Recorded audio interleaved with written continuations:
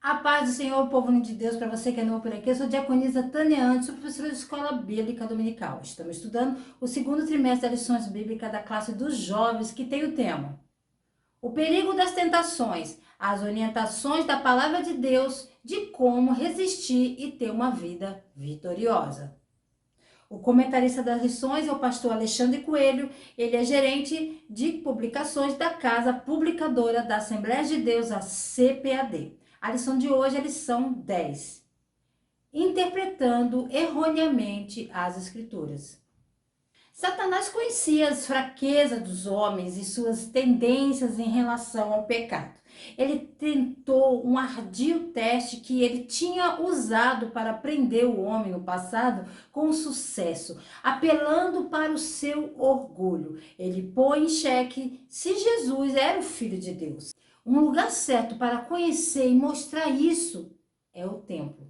E todo o Antigo Testamento, o tabernáculo e mais tarde o templo representavam a presença e a proteção de Deus para seu povo. Mais uma vez, Satanás tenta Jesus como ele tentou os israelitas para fazer a proteção e cuidado de Deus e condição na qual a lealdade deve ser estabelecida. Jesus não joga o jogo de Satanás. Jesus está empenhado em honrar o seu pai e ser fiel a ele, embora isso signifique o caminho do sofrimento e da morte. A razão pela qual essas primeiras tentações de Jesus são tão importantes é que eles revelam que Jesus não escolherá nenhum atalho para a obediência. Se Satanás, percebe ou não, quando Jesus sai do deserto vitorioso sobre ele e suas tentações, bom, Jesus está demonstrando que a condenação de Satanás está garantida. Jesus escolhe o plano de Deus, embora signifique sofrimento, morte, ridicularização pessoal e uma cruz.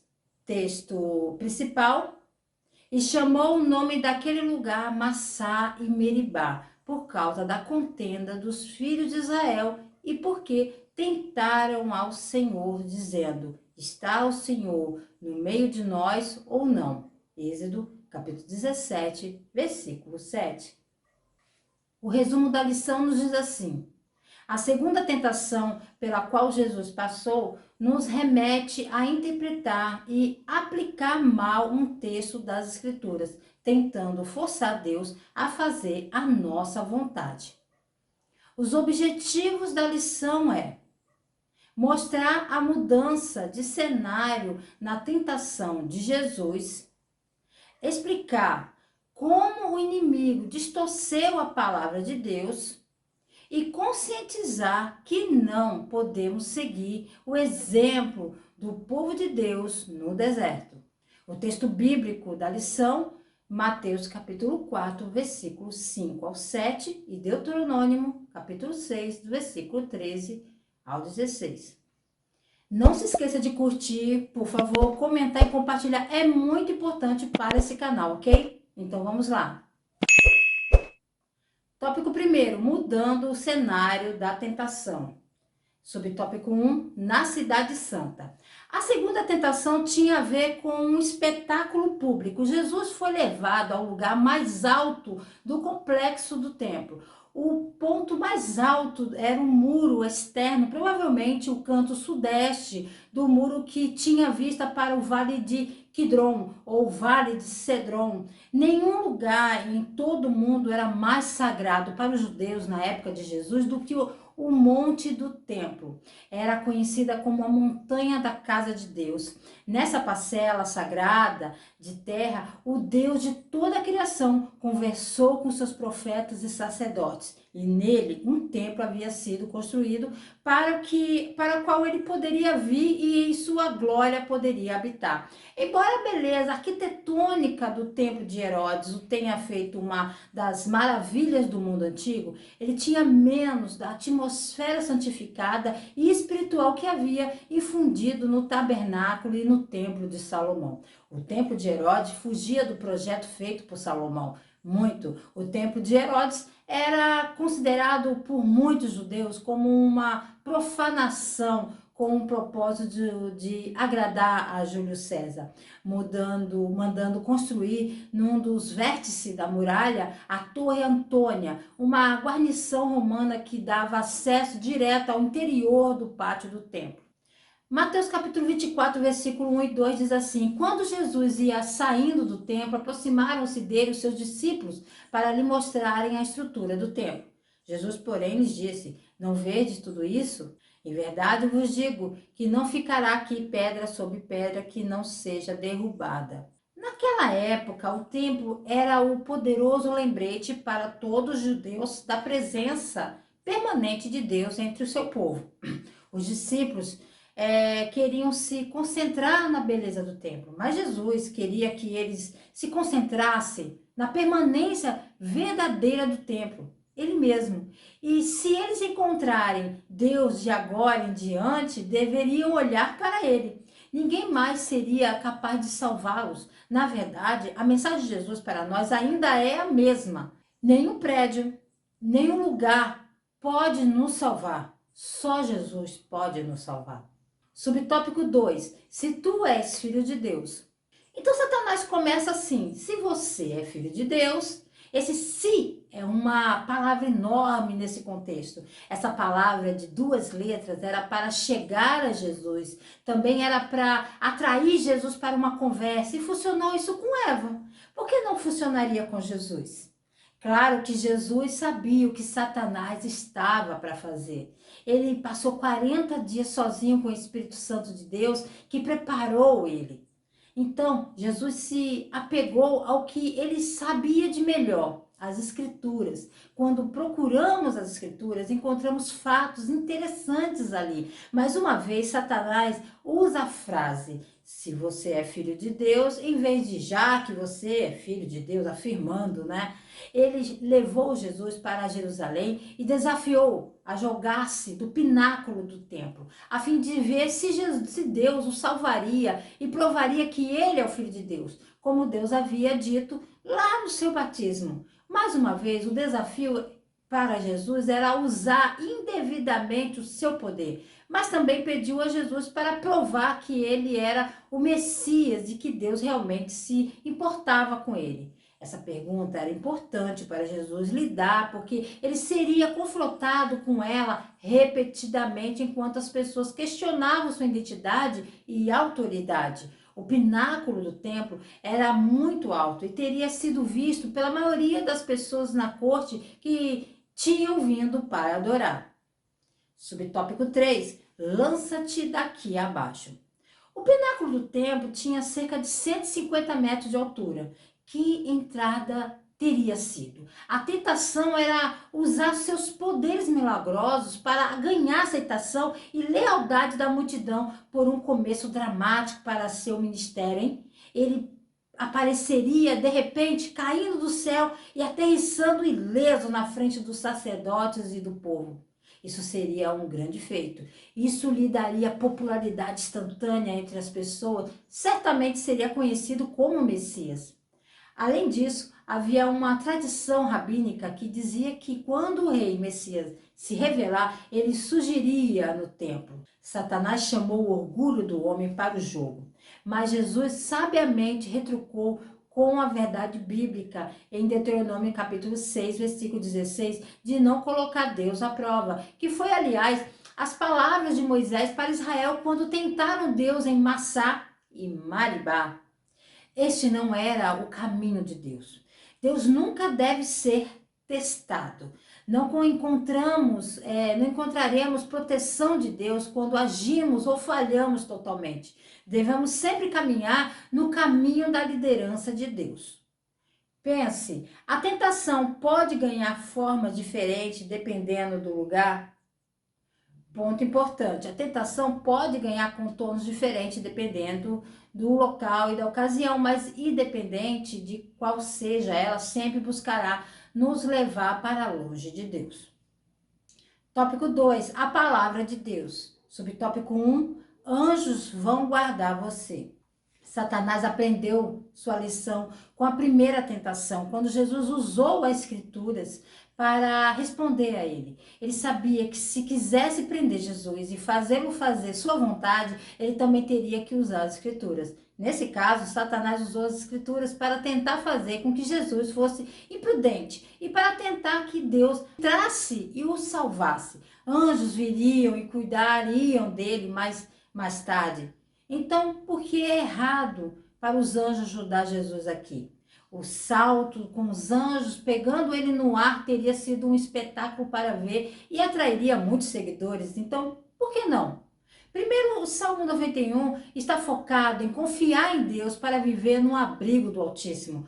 Por assim dizer, devemos descansar nele enquanto o mundo ao nosso redor está o caos. Jesus volta com uma citação de Deuteronômio capítulo 6, 16. Se Jesus pulasse do templo em uma demonstração de grandeza, não teria sido corajoso ou uma demonstração de fé, mas teria sido fora do plano de Deus que havia sido estabelecido diante de Jesus, incluindo a cruz, milagres e ensinos, etc. Como Jesus começaria seu ministério? Para Jesus pular, teria sido orgulhoso. Ele teria começado seu ministério público com orgulho, além da direção de Deus. Orgulho, correr em frente sem Deus, tentar fazer tudo sobre o seu ganho. Subtópico 2. Os milagres são obrigatórios? A cura e outros milagres ainda são encontrados na igreja, sim, hoje, embora nem sempre sejam dramáticos e nem sempre sejam falados publicamente, porque aqueles que o vivenciam os mantêm, às vezes, até em segredo. Você pode querer procurar milagres em sua vida ou na vida de seus familiares ou antepassados. Embora possamos desejar milagres, devemos lembrar que Deus responde no seu tempo e à sua maneira. Embora o que vemos hoje pode não ser tão extraordinário como nos tempos bíblicos, eu diria que os milagres ainda são tão evidentes como sempre. Veja, os milagres na era atual são diferentes do que lemos na Bíblia, mas são tão evidentes como sempre. O que vemos como impossível, o diagnóstico que parece não ter esperança, um casamento sem amor que está indo para o divórcio, as circunstâncias em que você sente o perdão nunca será concedido. Vemos que algumas situações negativas e sentimos que não há esperança, mas então vemos Deus se mover e amolecer corações e reverter situações ao nosso redor. É como se diz em Lucas 18, 27, o que é impossível para o homem é possível para Deus. Um milagre não precisa ser uma grande exibição de acontecimentos completamente incríveis. Pode ser encontrado na simplicidade comum. Cada respiração que tomamos é um milagre. Todos os dias acordamos, temos outra chance de realizar outro dia. Se a vida em si não é um milagre, então eu não sei o que é. Subtópico 3. Posso mesmo fazer o que eu quiser? O Salmos 23, versículo 3 diz assim: o Senhor é meu pastor, nada me faltará, ou ele não me faltará. Deitar-me faz em verdes pastos, guia-me mansamente às águas tranquilas, refrigera a minha alma, guia-me pelas veredas da justiça, por amor do seu nome. Como teriam sido os seguidores desse Jesus, que se lançaria do pináculo e os anjos agarrariam no ar? Eles seguiriam seu exemplo, sendo disparados de canhões, pulando de prédios altos ou andando de motocicletas na igreja? Não, não, não. A igreja e seus membros se metem em problemas quando o ponto se torna espetacular e atrai uma multidão em vez de ouvir a voz de Deus e lidar com precisão a sua palavra. Algumas lições aqui. Jovem, sobre as interpretações bíblicas. Primeiro, vemos que o diabo é o pai da mentira, o pai das escrituras tortuosas. Quando o homem torce as escrituras contra o melhor conhecimento, seu trabalho não é nada menos do que diabólico na natureza. Hoje, há muitos teólogos que estão tentando fazer um nome para si mesmo, interpretando a escritura de novas maneiras. contradizem outras passagens das Escrituras e as confissões, que são um fiel resumo das Escrituras. Esses homens não devem ser elogiados por suas bolsas de estudos ou engenhosidades, mas devem ser disciplinados. O trabalho deles é diabólico. Em segundo lugar, vemos aqui a importância de considerar o contexto de uma passagem bíblica. O diabo tirou a palavra de Deus do contexto. Sua interpretação parecia ser legítima. Seu argumento parecia ser convincente. Mas o contexto determina o significado de uma passagem bíblica. Você se lembra de uma grande regra de interpretação bíblica? É isso, as Escrituras interpretam as Escrituras. Porque amamos e honramos a Bíblia, vamos interpretá-la com cuidado e precisão. Pense, por que não fazer a própria vontade? Ponto importante, Deus conhece todas as coisas, por isso sua vontade é sempre boa, agradável e perfeita. Tópico 3, o povo no deserto. Subtópico 1, Deus está conosco mesmo? Jesus responde ao diabo também citando as Escrituras. Não temerás o Senhor vosso Deus como o tentaste em Massá. Deuteronômio 6,16. O que aconteceu em Massá? Deus ouviu o grito dos israelitas na escravidão no Egito e o que Deus fez? Algumas coisas incríveis. Ele enviou 10 pragas apocalípticas aos egípcios que não afetavam nem um pouco os israelitas, mesmo que vivessem no mesmo lugar. Deus dividiu o Mar Vermelho em dois, através do qual mais de 1 milhão de israelitas caminharam com pés enxutos. E então Deus exterminou a maior força militar do mundo, colapsando as águas sobre eles. Então Deus mostrou-lhes sua presença constante por um pilar milagroso de nuvem durante o dia e um pilar de fogo à noite. Deus fez tudo isso para salvar Israel. E o que eles fizeram em troca? Enquanto tudo o que Deus tinha feito por eles e depois o que acusaram de não estar lá para eles, quando precisavam dele e exigiram que ele se mostrasse e provasse seu amor e cuidado. Somos exortados nas Escrituras a saber que o Senhor é Deus, saber que ele é o Deus verdadeiro e vivo, saber que ele é fiel e que ele mantém suas promessas de pacto para sempre. Subtópico 2, não tentarás ao Senhor. O Senhor tinha uma relação especial com Israel e os tirou de 400 anos de escravidão egípcia, como havia sido prometido ao seu antepassado Abraão. Eles eram agora seu povo escolhido, com quem Deus fez um pacto condicional. Israel deveria estar no mundo, mas eles deveriam ser separados do caminho do mundo e desconectados da mentalidade do mundo. Fazemos a mesma coisa que os israelitas. Deus nos dá a vida, depois cuida de nós e cada passo do nosso caminho. Então, experimentamos alguma dificuldade, sofrimento ou perda. De alguma forma, esquecemos tudo que Deus fez por nós e imediatamente duvidamos dele. Podemos até ficar com raiva dele por não estarmos lá para nós quando precisamos dele e culpá-lo pelo mal que estamos sofrendo. Então exigimos que ele prove seu amor e fidelidade por nós, caso contrário, não acreditaremos e seremos fiéis a ele. Subtópico 3, por Deus a prova é uma tentação. É bom querer a garantia da presença de Deus e o cuidado. É errado exigir constantemente que Deus prove a si mesmo para nós.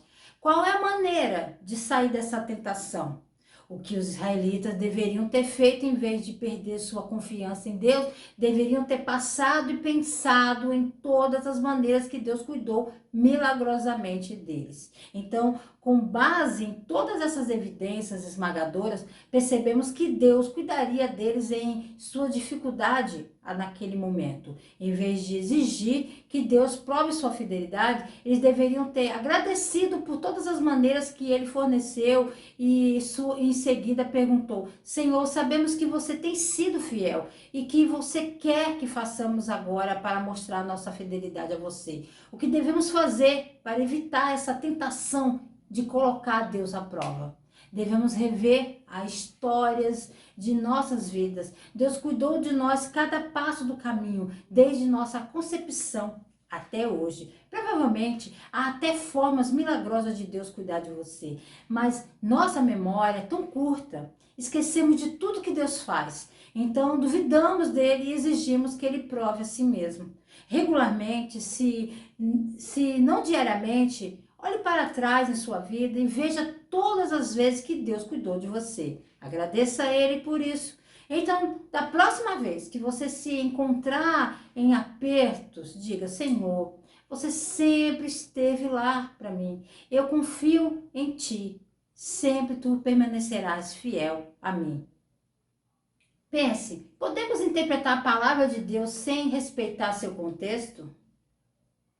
Ponto importante. Temos que respeitar o texto bíblico e o seu contexto para fazermos uma interpretação correta das Sagradas Escrituras. Para concluir, podemos aprender muito sobre a tentação de Jesus. Sabemos que Deus cuidará daqueles que o amam e seu reino e que tentam fazer o certo. Mas isso não significa que ele seja nosso servo. Ele não corre atrás de nós, limpando as bagunças que fazemos em nossas vidas, de nosso próprio comportamento imprudente ou preguiça. Também podemos aprender com essa tentação que às vezes as pessoas afirmam que certos ensinamentos são de Deus. Às vezes, eles até usam as escrituras para tentar provar esses ensinamentos, assim como Satanás também fez. Mas o exemplo de Jesus nos mostra que usar as escrituras não é o suficiente. A Bíblia nos diz que foi através da desobediência de um homem que o pecado e a morte chegaram a todos nós, mas através da obediência de um homem que veio a graça e a vida eterna como um presente. Jesus estava em íntima união com o Pai. E chegamos à lição 10, estamos a caminho do encerramento desse trimestre, querendo o Senhor. Se Ele não voltar, estarei de volta aqui a mais um Resumo EBD. A paz do Senhor a todos.